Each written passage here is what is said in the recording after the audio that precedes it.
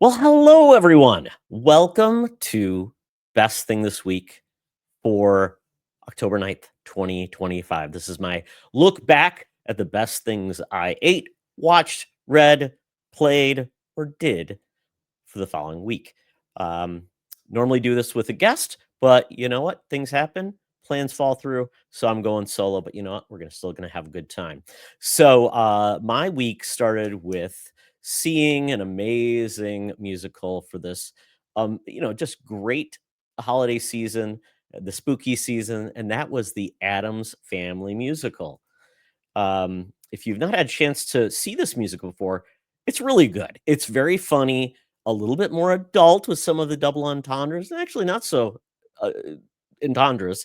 They're pretty much out there, and they're just having a great time. This musical is an original piece based on the Addams Family comic strip versus some of the things you already saw, like the TV show, Wednesday, things like that. So it was a lot of fun, and I got to see it on at the Ordway Theater in Minneapolis, actually St. Paul, and I had a great time. The cast was amazing, the music was awesome, and this is debuted on Broadway in 2010.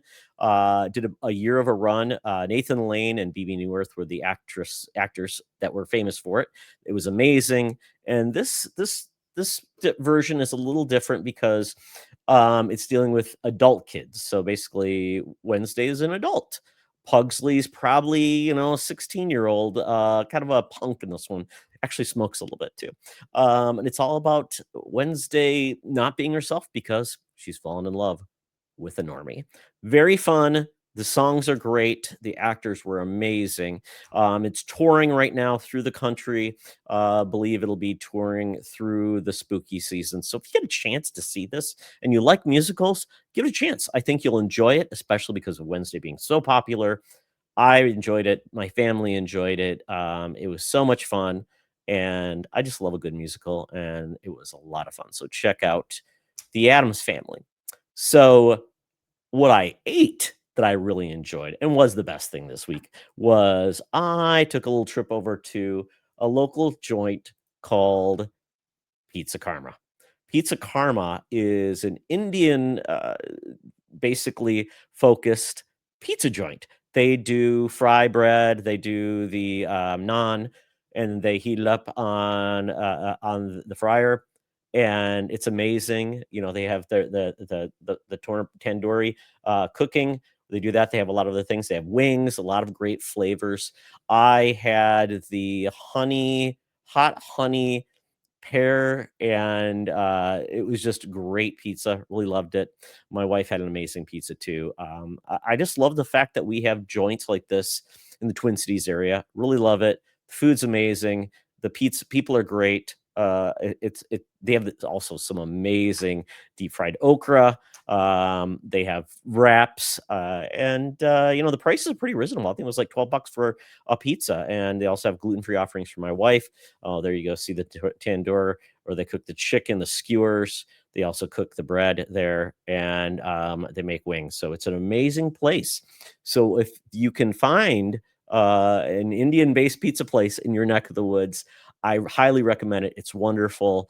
Food was great, and check it out. And if you're watching the video right now, you can see our local joint in Eden Prairie. They're actually making the food. Instagram is great for showing these amazing videos. So check out Pizza Karma or a cool pizza place in your neck of the woods. Maybe if you've got one that you think is awesome, let me know. Tell me what you did, what you ate, and make any recommendations, especially if you're in the Twin Cities. I always like to find new places. So that takes us back from the best things I ate this week to one of the best things I played this week. So you might have heard of a little game called Ghosts of Yotei. Ghost of Yotei is it's continuation of stories that Insomniac Games have decided to make based on tales of Japan. And the first one was Jin Sakai, and he was basically trying to bring back his family's honor after they were taken down, and he had to become a ghost and really decide if he was going to be a ghost and kill or if he was going to have honor like a samurai. Well, this sequel takes place 300 years later. I didn't realize it was that long ago, and it dealt with a new protagonist named Atsu. Basically, this happens in the 1600s, and her father was a blacksmith, and he forged weapons. But there was a rising samurai who wanted to overthrow the shogun, and he wanted to form his own army. Uh, Unfortunately, as you know what happens, did not go things did not go well, and we did see Atsu's whole family killed, and she was left for dead. She had an arrow through her or a sword through her arm as a little girl. Fast forward, and the people that did it were basically the Yotei 6. These are bad dudes. They all have different masks, and they all have different specialties and really bad, um they're just bad dudes. So, I'm very early on in the game, but it's amazing. I love Ghost of Yotei or, Ghost of Tsushima. Loved it so much, and I can just see where this is going. Right away, you do get different types of weapons right away. You get a dual sword katana, which is pretty cool. It's beautiful. It's amazing looking. You do play music in this game for kind of like a side mission to gain abilities. And anytime you take one of the six down, you basically are marking it off your scarf or belt that she has. So I'm really enjoying it. It's beautiful, and I cannot wait to play more. It's one of my favorite game series, and I'll tell you, um, this is the game I've been waiting for. It's been something that I've been trying to get my groove back and in gaming because I just have not found anything that scratched my itch. I was playing Borderlands 4, and I put that away, and I won't be going back to it. So I'm excited for what other games are coming up because this is going to be a big year for games. Battlefield 6 is next, and I'm looking forward to some spooky, scary games. So Vampire the Masquerade 2 is coming out, and I've got that in my GameFly queue. And if everybody doesn't know anything about me, Todd Hoekstra, is I am one of the last people on the planet that have GameFly. I love it because it allows me to play uh, basically the newest games for a rental charge. And I get to play typically the brand new Sony games, first party games, and Nintendo games as soon as they come out. I've enjoyed it. I've been GameFly member for about probably 5 or 6 years or longer, and it saved me a ton of money, and it's allowed me to experience a lot of games. It's also a great way to just try games without feeling you're going to be spending $60 to $80 on a game that may not you may not hit it off with. So really, I'm glad I am playing this game right now, and because it's going to be a very busy holiday season. So let me know what you've been gaming, and maybe something I should check out because I know I've got enough games in my backlog, and I'm always playing new Steam demos. So check it out there. And if you see me online, you'll see me online as Spartyon98 or Spartyon1998 on the various services. So check me out.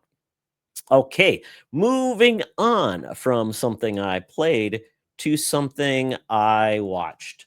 So there is a Marvel series that I dearly loved.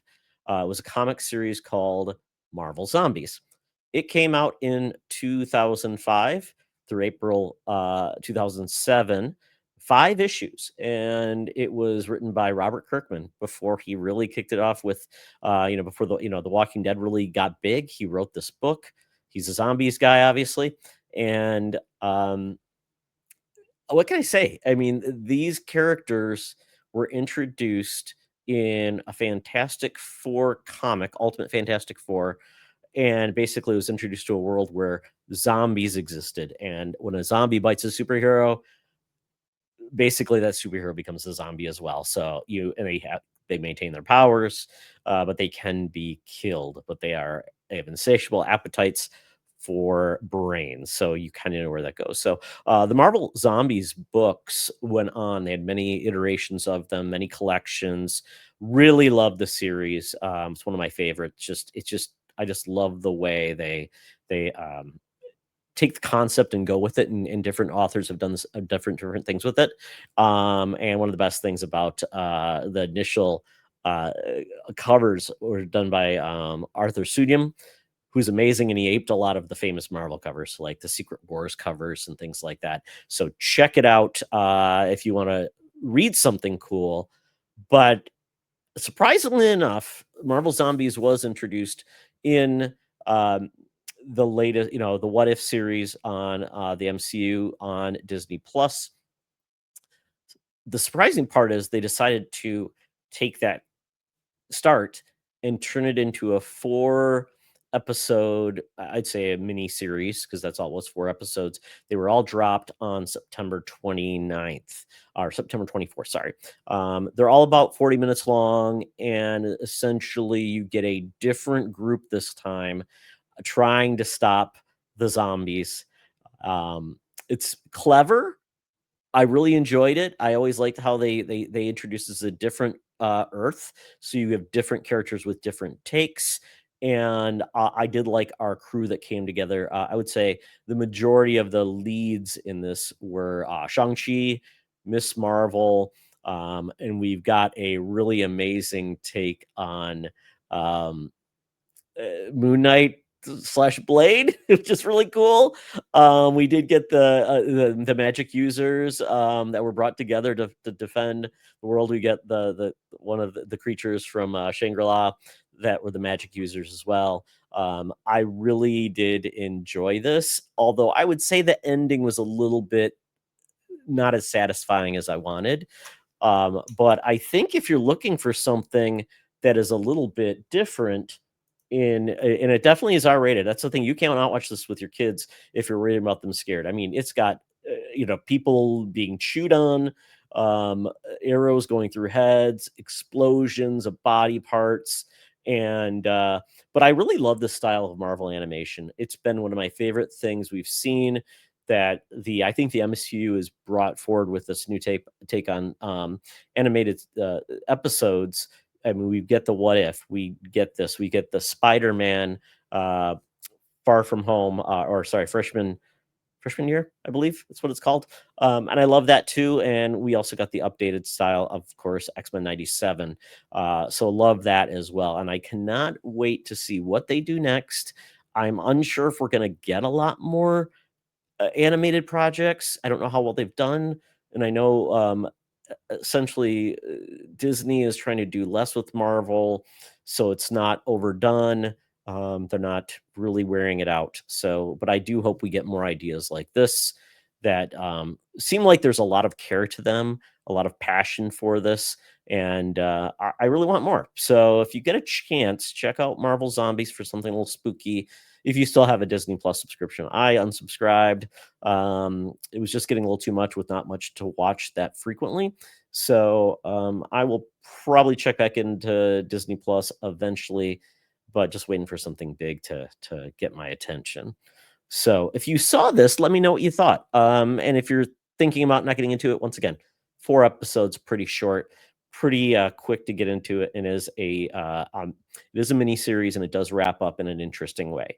Not as satisfying as I would have liked, but you know what? Not too bad for them trying something new. So I'll give them credit. So, and I believe that is it for my best things this week.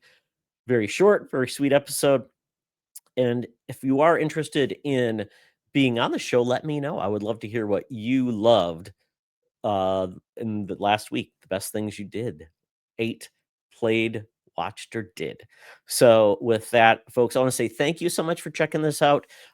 We are all on every podcast service you can watch and listen to. We're on YouTube. TheFandomFoundry.com is the home for everything, and our socials are at the Fandom Foundry and as well as at Todd Oxtra. So check us out. And if you're also into fantasy football, Waiver Wire Wizards is also something cool you can check out as well. And we're going to have a couple new shows coming. So be on the lookout for MakerCast and be on the lookout for Why We Play. So just a little bit of a hint of what's to come. So thank you so much and have a great day. And you know what? Make this the best week ever.